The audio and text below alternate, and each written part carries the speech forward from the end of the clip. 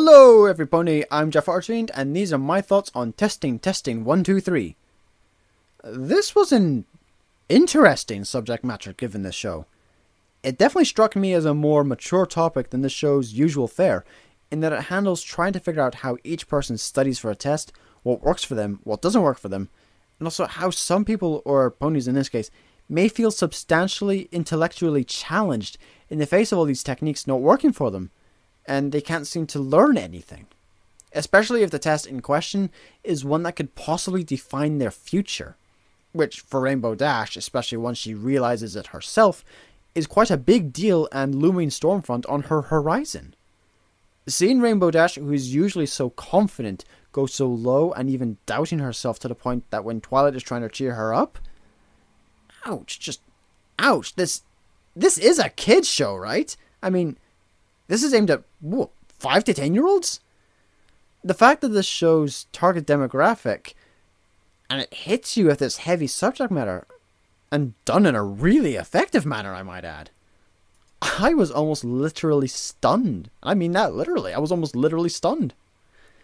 Let's go over how each pony tries to help Rainbow. Twilight, being true to form, goes for the pure academic route. Flashcards, highlighters, studying history through images, your routine traditional methods of learning.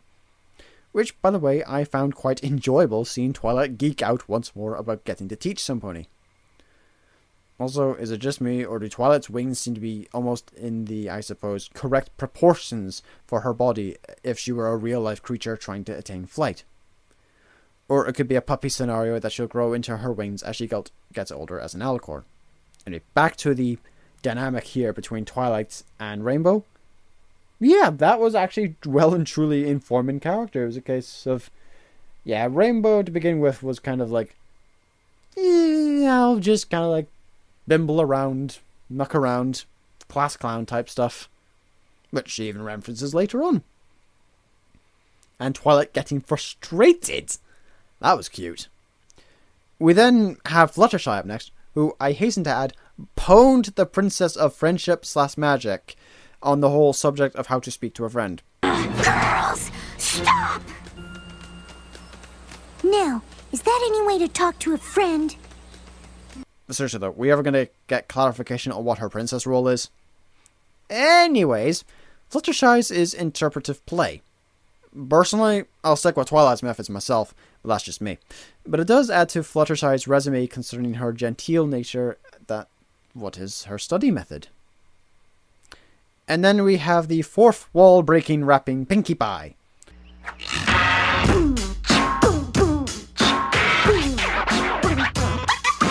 back in ancient times where the wonderbolts of rule, a general named Firefly, amazing and so bold. She brought them all together, spreading unity and fight, performing at the very best with wonder and might. Next Admiral Fairweather and the Colonel Purple Kite gave wonderbolts a bit of steel along with lots of heart. An Admiral named Fairy Flight, a General Complete, helped the bolts fly super hot style and finesse. Commander Easy Glider was the real cream of the crop, for with their wicked moves, the wonderbolts soared to the top.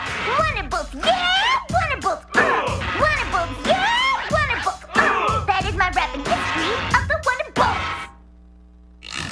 I loved how she literally turned a widescreen show into an old VHS screen with squashed down and everything, complete with coloration, lining, and even the audio quality. I can only imagine the confusion of those watching at home on their televisions, trying desperately to adjust the screen and sounds. I'm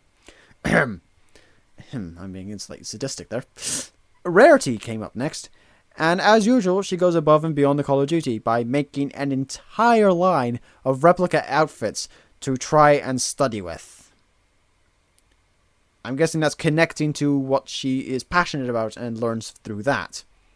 Which, I suppose, isn't a bad technique in of itself, but wow, is it time consuming.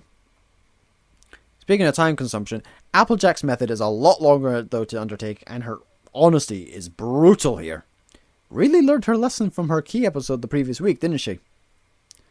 Of course, after talking with Rainbow, they come with and cajole the entire town of Ponyville in order to help Rainbow study, literally on the fly. I suppose this method could be the equivalent of sticking up post-it notes all around the house and letting it just seep into your skull as you go about your daily business. Quite an ingenious method for our now resident member of the Wonderbolt Reserves. Although, that does bring up an interesting question for world building. Why do the Wonderbolts suddenly need reserves now? Is Celestia expecting some sort of incoming threat from one of the other nations of the world? Given that the Wonderbolts are the Pegasus portion of the guards for her, I think, assuming I followed this history lesson episode correctly. What's going on? Is some dire threat looming over the horizon? Or is this just like extra security for the Equestria Games coming up? But wouldn't that be handled by the Crystal Empire? I don't know. And is Rainbow Dash now actually a Wonderbolt? Has she now actually achieved her dream? We're assuming so, given that she went to the Wonderbolt Flight Academy, discussed stuff with Spitfire during the training episode, and has now passed a written exam with 100% flying marks for the Wonderbolt reserves. Is she now actually a member of the Wonderbolts? We don't get an answer to that. I don't know. That's something we'll need tying up later. I'm JaffaArchfiend, signing out.